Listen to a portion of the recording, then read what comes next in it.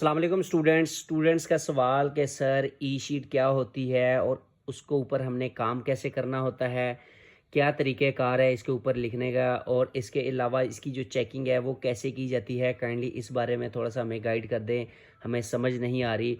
तो स्टूडेंट से आप लोगों के सामने हमने एक रैंडम हैंड रिटन ई शीट का परफॉर्मा बनाकर रख दिया हुआ है। इसको मैं आपको समझाऊंगा कि आपने अपने पेपर को किस तरह से करना है। ठीक है, ये छोटी छोटी चीज़ें मैंने मेंशन की हैं, बाकी मैं आपको तफसीलन अभी गाइड कर देता हूँ। इसके अलावा अगर आप हमारे चैनल पर न्यू हैं तो इसको लाजमी फ़ॉलो करें। और इसके अलावा अगर आपको किसी भी तरह की रहनुमाई चाहिए, गेस्ट पेपर नोट्स चाहिए, ये देखें आप लोगों के सामने ये गेस्ट पेपर वगैरह रेडी हो चुके हैं आप लोगों के लिए 9th 10th first year second year के। तो आप लोग हमसे रब्ता कर सकते हैं। ये हमारा व्हाट्सअप नंबर है 0335406865 पर रब्ता कर सकते हैं। इसके अलावा मैं आपको ये बता देता हूँ कि हमने ई शीट का परफॉर्मा जो है वो कैसे फिल करना है। सबसे पहले स्टूडेंट्स, ई शीट जो है, ई मैंने होता है इलेक्ट्रॉनिक, यानी कि ये आपके पास इलेक्ट्रॉनिक शीट है। इलेक्ट्रॉनिक शीट यानी कि कंप्यूटराइज्ड शीट है।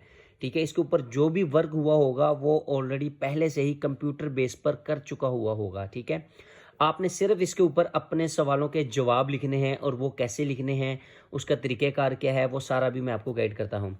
सबसे पहले जो आपके पास शीट होगी उसके ऊपर जो बॉटम होगा, सॉरी टॉप जो होगा, टॉप के ऊपर यहाँ पर बार कोड लगे होंगे। ये बार कोड मैंने एक रैंडम फॉर्म में बना दिए। ठीक है, ये बार कोड लगे होंगे।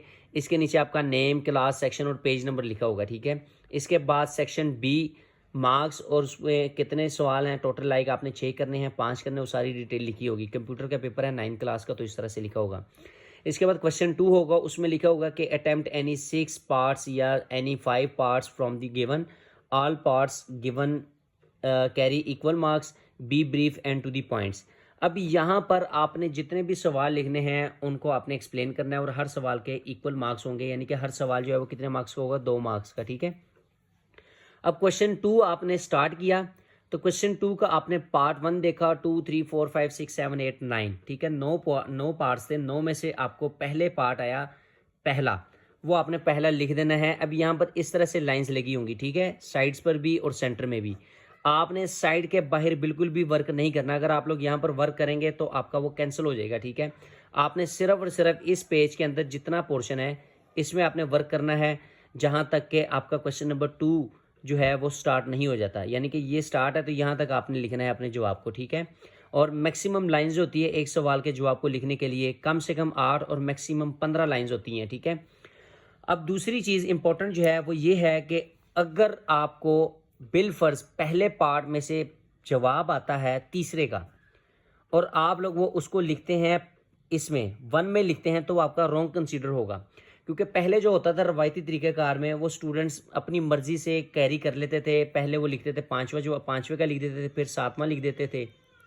ठीक है, इसके बाद पहले का जवाब, फिर तीसरे का जवाब, इस तरह होता था। लेकिन अब इस तरह हरगिज़ नहीं होगा। जो आपका पार्ट मेंशन है आप उसमें ही उसका जवाब लिखेंगे।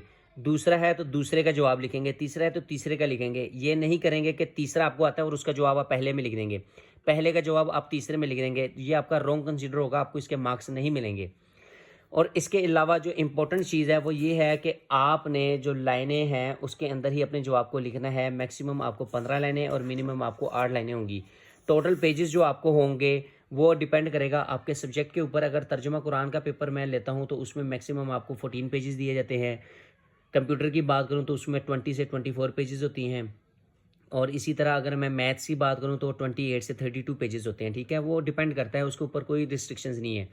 बाकी लॉन्ग क्वेश्चंस के लिए जो पेजेस होते हैं वो टोटल 4 शीट्स आपको अवेलेबल होती हैं। यानी कि 4 शीट का मतलब है 4 साइडें, 1, ये 2, ये 3 और ये 4, ये 4 साइडें अवेलेबल आपके पास होती हैं। ठीक है, इसी तरह आपका जो क्वेश्चन नंबर 3 हो जाएगा, सेम वही परफॉर्मा उसी के अकॉर्डिंग आपने करना है। ठीक है, अगर वीडियो आपको अच्छी लगी हो तो इसको अपने दोस्तों के साथ लाजमी शेयर कीजिएगा, क्योंकि सदका जारिया है। काफ़ी सारे स्टूडेंट्स को इस बारे में नहीं पता कि ई शीट क्या होती है, कैसे वर्क करती है।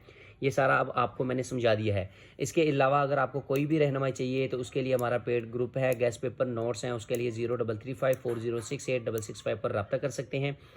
इसके अलावा अगर आप हमारे चैनल पर न्यू हैं तो इसको लाजमी सब्सक्राइब कर लीजिएगा और इसको लाजमी फॉलो कर लीजिएगा, ताकि नई से नई अपडेट आप लोगों को मिलती रहे। थैंक यू, दुआ में याद रखिएगा। अल्लाह हाफिज़।